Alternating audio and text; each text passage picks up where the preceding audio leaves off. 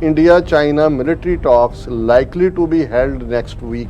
Chinese transgressions testing India, say officials कि ਜਿਹੜਾ transgress ਹੁੰਦਾ ਹੈ ਜਿਹੜਾ ਉਹਨਾਂ ਨੇ ਆ ਕੇ ਇਲਾਕਾ ਲੈ ਚਾਈਨਾ ਨੂੰ ਕਹਿੰਦੇ ਸਾਡੀ ਟੈਰੀਟਰੀ ਹੈ। ਇਹਦੇ 'ਚ ਉਹਨਾਂ ਦੀ ਡਿਫੈਂਸ ਮਿਨਿਸਟਰੀ ਜਿਹੜੀ ਕਹਿ ਰਹੀ ਹੈ transgression by Chinese People's Liberation Army soldiers in Barahoti, Uttarakhand in August is part of pattern of large size patrols by China to assert their claim while also testing India across the line of actual control. This regard, there is a need for better operational synergy between Army and Indo-Tibetan Border Force to avoid any surprises like in Galwan, which synergy is presently severely lacking. Army and defense officials.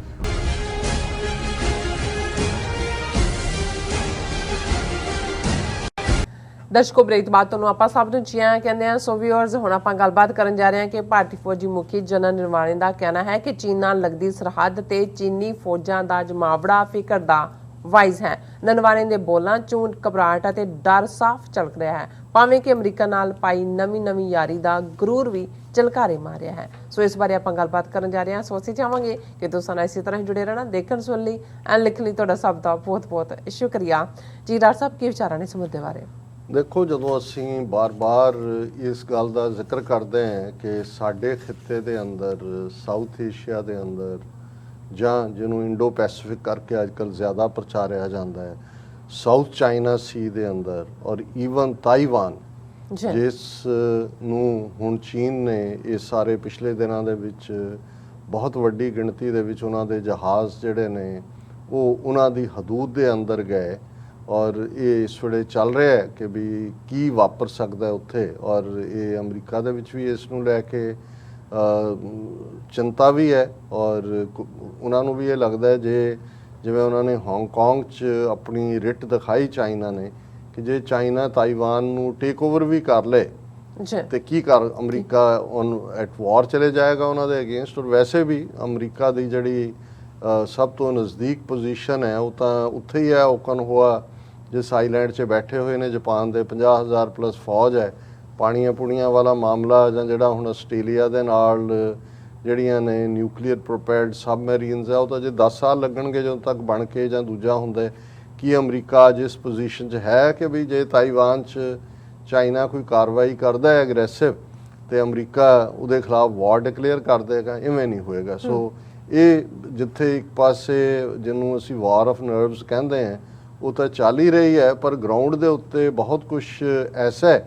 ਔਰ America ਦਾ ਭਾਰਤ ਤੋਂ ਤਾਂ ਯਕੀਨ ਉੱਠ ਗਿਆ ਪਹਿਲੀ stage ਦੇ ਉੱਤੇ ਹੀ, ਜਦੋਂ ਕੁਆਡ ਬਣਾਇਆ ਉਹਨਾਂ ਨੂੰ ਲੱਗਦਾ ਸੀ ਕਿ ਭਾਰਤ ਜਿਹਦੀ 1-2 ਮਿਲੀਅਨ ਫੌਜ ਨਾਲ ਲੱਗਦਾ ਸਮੁੰਦਰ, ਬੇ ਆਫ ਬੰਗਾਲ ਤੋਂ ਲੈ ਕੇ ਔਰ ਨਾਰਥ ਈਸਟ ਔਰ ਦੂਸਰਾ ਸ਼ਾਇਦ ਇਹ ਜਿਹੜਾ ਹੈ ਚਾਈਨਾ ਦੇ ਕਾਊਂਟਰਵੇਟ ਸਾਬਤ ਹੋਏ। ਪਰ ਉਹ ਤਾਂ ਜਿਹੜਾ ਚੀਨ ਨੇ ਸਭ ਤੋਂ ਪਹਿਲਾਂ ਖਬਰ ਹੀ ਉਹਦੀ ਲਈ, ਉਹ ਜਿਵੇਂ ਕੋਈ ਸ਼ਾਇਦ ਕਰਾਚੀ ਦੇ ਹਵਾਲੇ ਨਾਲ ਇੱਕ ਵਾਰ ਗੱਲ ਕਰਨ ਲੱਗਿਆ, ਕਹਿੰਦਾ ਜੀ ਜਦੋਂ ਉੱਥੇ ਜਿਹੜੇ ਉਹ ਚਲਾਏ ਜਾਂਦੇ ਨੇ ਰੇੜੇ ਉਹਨਾਂ 'ਚ ਜੇ 2 ਜੋੜੇ ਹੋਏ ਨੇ ਡੰਗਰ, ਇੱਕ ਬਹੁਤ ਫਾਸਟ ਹੁੰਦਾ ਜਿਹੜਾ ਭੱਜਦਾ, ਇੱਕ ਬਹੁਤ ਨਰਮ ਹੁੰਦਾ, ਪਰ ਕਹਿੰਦਾ ਵੀ ਜਿਹੜਾ ਉਹ ਉਹਨੂੰ ਦੌੜਾ ਰਿਹਾ ਹੁੰਦਾ ਜਿਹੜਾ ਫਾਸਟ ਹੁੰਦਾ ਕੁੱਟ ਉਹਨੂੰ ਰਿਹਾ ਹੁੰਦਾ। ਸੋ ਹੁੰਦਾ ਇਹ ਹੈ ਕਿ ਵੀ ਉਹਨੂੰ ਦੇਖ ਕੇ ਦੂਜੇ ਨੂੰ ਇਹ ਲੱਗੇ ਕਿ ਵੀ ਇਹ ਮੈਨੂੰ ਵੀ ਕੁੱਟ ਪੈਣੀ ਆ, ਉਸੇ ਡਰ 'ਚ ਹੀ ਉਹਦੇ ਨਾਲ ਉਹ ਤੁਰ ਰਿਹਾ ਹੁੰਦਾ। ਸੋ ਚਾਈਨਾ ਨੇ ਵੀ ਦੇਖਿਆ ਕਿ ਵੀ ਇਹ ਅਮਰੀਕਾ ਤਾਂ ਚਲੋ ਜੋ ਹੈ ਸੋ ਹੈ, ਇਹਨਾਂ ਨਾਲ ਤਾਂ ਬਾਅਦ 'ਚ ਦੇਖਿਆ ਜਾਏਗਾ। ਉਹਨਾਂ ਨੇ ਇਹ ਜਿਹੜਾ ਨਵਾਂ ਜਿਹਨੂੰ ਇਹਨਾਂ ਨੇ ਭਲਵਾਨ ਮਾਲਿਸ਼ ਮੁਲਿਸ਼ ਕਰਕੇ ਅਖਾੜੇ ਦੇ ਵਿੱਚ ਉਤਾਰਿਆ ਕਿ ਜੀ ਆਪਣਾ ਘੁੱਦਾ ਜਿਹੜਾ ਉਹ ਜਾ ਕੇ ਹੁਣ ਚੈਲੰਜ ਕਰੇਗਾ ਫੀਨੇ ਨੂੰ, ਘੁੱਦਾ ਫੀਨੇ ਨੂੰ ਪਏਗਾ। ਉਹਨਾਂ ਨੇ ਦੇਖਿਆ ਵੀ ਉਹ ਤਾਂ ਪਹਿਲੀ ਸੱਟੇ ਹੀ ਜਿਹੜਾ ਉਹਨਾਂ ਨੇ ਚਿੱਤ ਕਰਕੇ ਥੱਲੇ ਸੁੱਟਤਾ ਗਰਾਊਂਡ ਦੇ ਉੱਤੇ। ਔਰ ਉਹ ਜ਼ਾਹਰ ਹੈ ਕਿ ਗਲਵਾਨ ਵੈਲੀ ਦੀ ਜਦੋਂ ਅਸੀਂ ਗੱਲ ਕਰਦੇ ਹਾਂ ਜੋ ਵਰਤਾਰਾ ਹੋਇਆ, ਔਰ ਉਸ ਤੋਂ ਬਾਅਦ ਚੀਨ ਨੇ ਜਿਹਨੂੰ ਕਹਿੰਦੇ ਨੇ ਵੀ ਪ੍ਰੈਸ਼ਰ ਆਪਣਾ ਘਟਾਇਆ ਨਹੀਂ ਹੈ। ਗਲਵਾਨ ਵੈਲੀ ਇੱਕ ਸੀ, ਉਸ ਤੋਂ ਪਹਿਲਾਂ ਹਾਲਾਂਕਿ ਇਹਨਾਂ ਨੂੰ ਇਹ ਅਕਲ ਆ ਜਾਣੀ ਚਾਹੀਦੀ ਸੀ ਜਦੋਂ ਅਜੇ ਕੁਆਡ ਕੂਡ ਬੇਸ਼ੱਕ ਬਣਿਆ ਤਾਂ 10 ਸਾਲ ਪਹਿਲਾਂ ਸੀ, ਅਜੇ ਐਕਟੀਵੇਟ ਨਹੀਂ ਸੀ ਕੀਤਾ ਹੋਇਆ, ਜਿਸ ਦੇ ਵਿੱਚ ਉਹਨਾਂ ਨੇ ਡੋਕਲਾਮ ਭੂਟਾਨ ਦੇ ਨਾਲ ਸਰਹੱਦ ਲੱਗਦੀ ਜਿੱਥੇ ਭੂਟਾਨ ਨੂੰ ਜਾ ਕੇ ਤੁਖ ਨਹੀਂ ਦਿੱਤੀ ਕਿ ਕੋਈ ਗੱਲ ਨਹੀਂ ਹੈ ਅਸੀਂ ਕਰਾਂਗੇ। ਉਹ ਸਾਰੀ ਥਾਂ ਜਿਹੜੀ ਆ ਉਹਨੇ ਗਵਾਈ ਔਰ ਉਦੋਂ ਤੋਂ ਤੁਹਾਨੂੰ ਕੋਈ ਭੂਟਾਨ ਦੀ ਐਕਟੀਵਿਟੀ ਨਜ਼ਰ ਨਹੀਂ ਆਉਂਦੀ। ਹਾਲਾਂਕਿ ਭੂਟਾਨ ਦੀ ਜਿਹੜੀ ਫੋਰਨ ਪਾਲਿਸੀ ਹੈ ਉਹ ਇੰਡੀਆ ਦੇ ਕੋਲ ਹੈ, ਉਹਨਾਂ ਨੇ ਉੱਠਣ ਨਹੀਂ ਦਿੱਤਾ ਹੋਇਆ। ਉਹ ਭਾਵੇਂ ਮੈਂਬਰ ਨੇ UN ਦੇ, ਲੇਕਿਨ ਉਹ ਇੰਡੀਆ ਦੀ ਸ਼ੈਲਟਰ ਥੱਲੇ ਹੀ ਨੇ, ਪ੍ਰੋਟੈਕਟੋਰੇਟ ਸਟੇਟ ਬਣਾਇਆ ਹੋਇਆ। ਅੱਛਾ।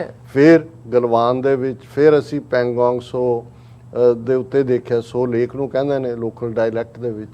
ਔਰ ਇਹ ਜੇ ਤੁਸੀਂ ਉਹ ਸਾਰੇ ਦਾ ਪਸਾਰਾ ਦੇਖੋ, ਇਹਦੇ ਬਾਵਜੂਦ ਕਿ ਜਿਹੜੇ ਨੇ ਹੁਣ ਇਹ ਜਦੋਂ ਕਹਿੰਦੇ ਨੇ ਕਿ ਜੀ 13ਵਾਂ ਰਾਊਂਡ ਗੱਲਬਾਤ ਦਾ ਹੋਏਗਾ, 12 ਰਾਊਂਡ ਚੀਨੀਆਂ ਦੇ ਨਾਲ ਗੱਲਬਾਤ ਦੇ, ਉਹਦੇ 'ਚ ਸਿਰਫ ਤੇ ਸਿਰਫ ਪੈਂਗੋਂਗ ਸੋ ਲੇਕ ਦੇ ਉੱਤੇ, ਉੱਥੇ ਵੀ 4 ਫਿੰਗਰਸ, 8 ਫਿੰਗਰ ਤੋਂ ਦੂਸਰੀ ਫਿੰਗਰ ਤੱਕ ਆ ਗਏ, ਜਿੱਥੇ ਕਿ ਇਹ ਗਸ਼ਤ ਵੀ ਨਹੀਂ ਕਰ ਸਕਦੇ। ਹੁਣ ਇਹਦੇ ਚਲਦੇ ਆ ਇਹਨਾਂ ਨੂੰ ਸੀ ਕਿ ਵੀ ਠੀਕ ਹੈ, ਅਸੀਂ ਬੋਲੇ ਵੀ ਨਹੀਂ ਹੈ ਵੀ ਚੀਨ ਨਾ ਕੋਈ ਆਇਆ, ਨਾ ਕੋਈ ਗਿਆ, ਨਾ ਕੁਝ ਦਿਆ, ਨਾ ਕੁਝ ਲਿਆ, ਜੋ ਮੋਦੀ ਨੇ ਕਿਹਾ।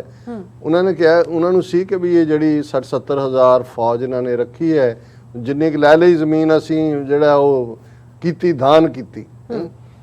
ਲੇਕਿਨ ਚੀਨ ਤਾਂ ਜਿਹੜਾ ਚੀਨ ਲਈ ਉਹ ਥਾਂ ਇੰਨਾ ਮੈਟਰ ਨਹੀਂ ਕਰਦੀ। ਉਹ ਤਾਂ ਇਹਨੂੰ ਸੁਨੇਹਾ ਦੇ ਰਹੇ ਨੇ, ਇੰਡੀਆ ਰਾਹੀਂ ਅਮਰੀਕਾ ਨੂੰ ਸੁਨੇਹਾ ਦੇ ਰਹੇ ਨੇ ਕਿ ਆਹ ਲਓ ਜੀ ਤੁਹਾਡਾ ਕੁਆਡ। ਨਹੀਂ, ਪਹਿਲਾਂ ਕੁਆਡ ਦੇ ਵੱਡੇ ਦਾ ਜਿਹੜਾ ਹੈ ਉਹ ਤੁਹਾਨੂੰ ਦੱਸ ਦਈਏ। ਸੋ ਇਹੀ ਕਾਰਨ ਸੀ ਕਿ ਜਦੋਂ ਇਹਨਾਂ ਦੀ ਜਿਹੜੀ ਫੋਰਨ ਸੈਕਟਰੀ ਰਹੀ ਔਰ ਅਮਰੀਕਾ 'ਚ ਐਂਬੈਸਡਰ ਨਿਰੂਪਮਾ ਰਾਓ, ਉਹ ਕਰਨ ਥਾਪਰ ਨੂੰ ਇੰਟਰਵਿਊ 'ਚ ਕਹਿੰਦੀ ਹੈ ਕਿ ਕੁਆਡ ਐਂਬੁਸ਼ਡ ਬਾਈ ਆਕਸ।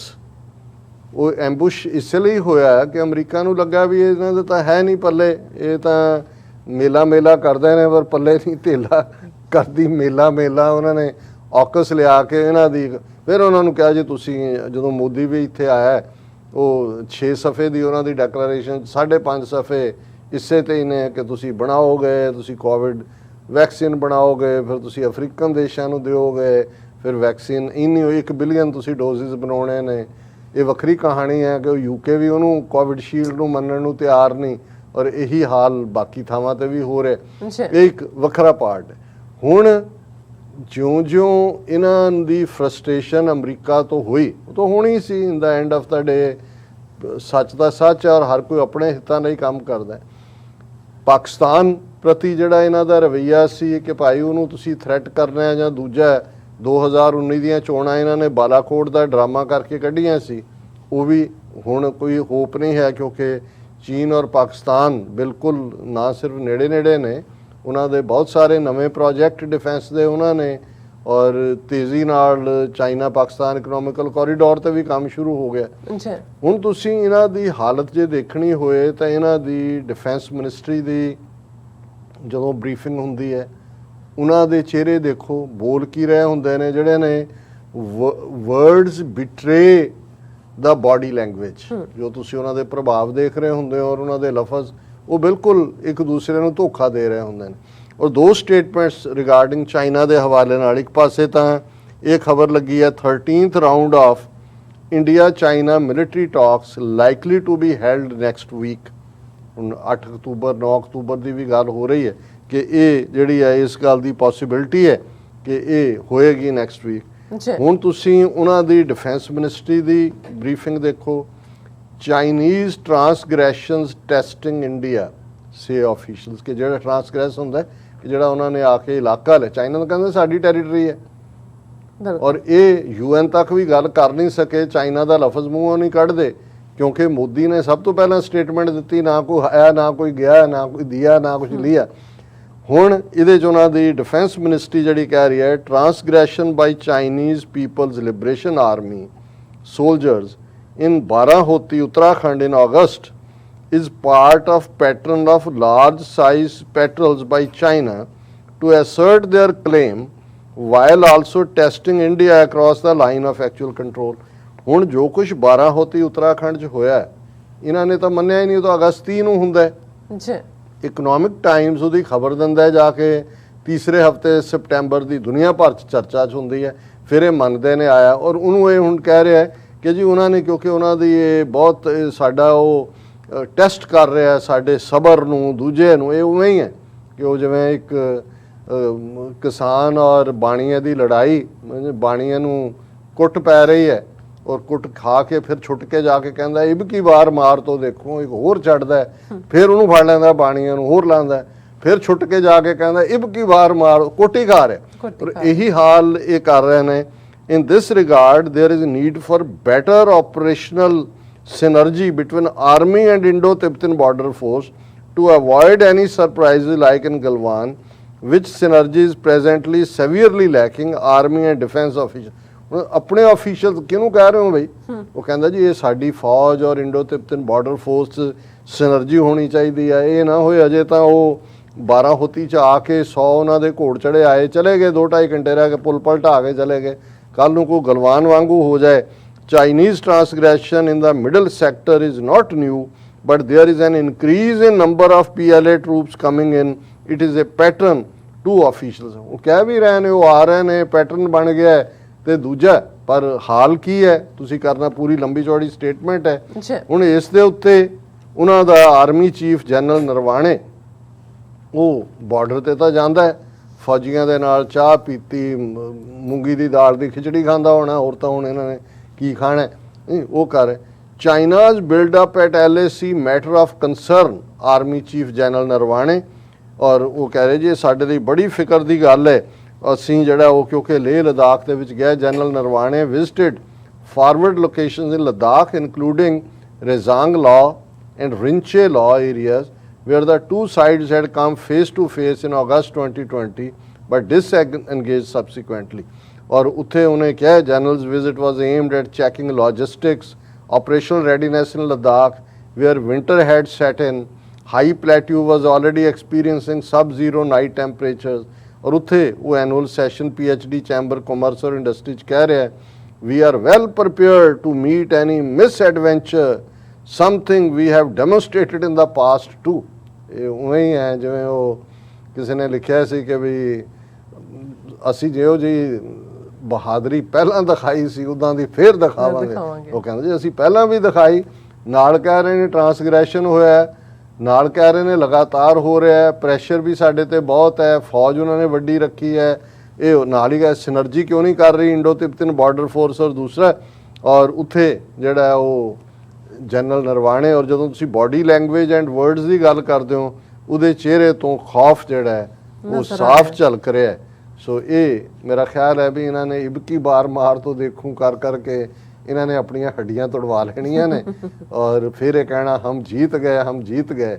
ਇਹੀ ਇਹਨਾਂ ਦਾ ਪਹਿਲਾ ਤਰੀਕਾ ਰਿਹਾ। ਜੀ ਡਾਕਟਰ ਸਾਹਿਬ ਤੁਹਾਡਾ ਬਹੁਤ ਬਹੁਤ ਧੰਨਵਾਦ। ਸਾਥ ਲੈਣੇ ਬ੍ਰੇਕ ਵਿਊਅਰਸ ਹੈ, ਤੁਸੀਂ ਕਿਤੇ ਨਹੀਂ ਜਾਣਾ, ਮਿਲਦੇ ਹਾਂ ਆਫਟਰ ਦਿਸ ਸ਼ਾਰਟ ਬ੍ਰੇਕ।